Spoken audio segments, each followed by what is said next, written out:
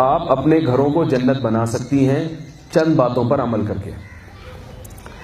ایک تو یہ کہ اپنی بچیوں کو تھوڑا سا کنٹرول کریں، ان کے ڈریسنگ پر زور دیں کہ ڈریس عورت کے لیے زینت والا اچھا خوبصورت لباس یہ عورت کی فطرت ہے، لیکن لباس ہونا چاہیے، پورا لباس ہونا چاہیے.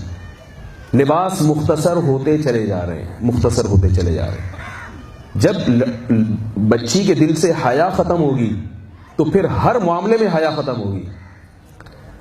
حیا اگر ہے تو ایک روایت ہے جس کا مفہوم ہے اذا فاتک الحیاء فافعل ما شئت، جب تم سے حیا ختم ہو جائے تو جو چاہے کرو. جب بچی کی طبیعت میں حیا ختم ہو گئی تو وہ پھر کبھی اپنی ماں کو ماں نہیں سمجھے گی، وہ تمیز سے بات نہیں کرے گی. پھر آپ یہ دماغ سے نکال دیں کہ گھر میں وہ اللہ کا حق ادا نہیں کر رہی ہے، تو ماں باپ تو اللہ کے بعد ہیں. آپ نے اس کو اللہ کی پہچان نہیں کرائی تو ماں باپ کی پہچان کیسے ہوگی؟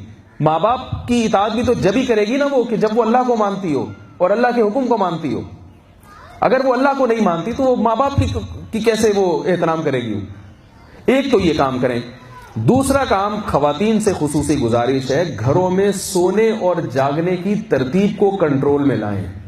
اپنی بچیوں کو رات کو جلدی سلایا کریں اور صبح کو، یہ کام تو ہو سکتا ہے آسانی کے ساتھ. رات کو دیر سے سونے میں جو آج کل جو ایکٹیویٹیز ہو رہی ہیں، فیس بک پہ گھنٹوں گھنٹوں بیٹھے رہتے ہیں، نہ دین کا فائدہ نہ دنیا کا کوئی فائدہ.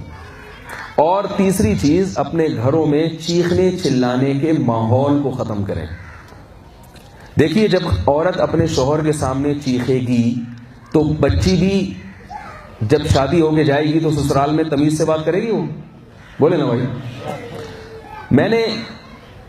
میرے بھی کچھ تجزیے ہیں.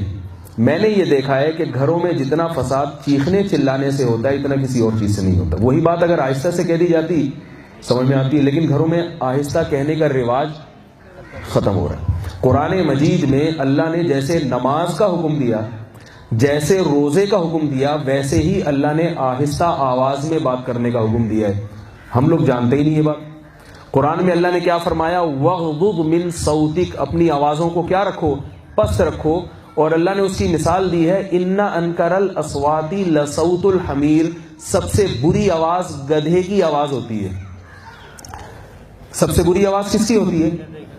کیوں بری ہوتی ہے؟ چیختا بہت ہے.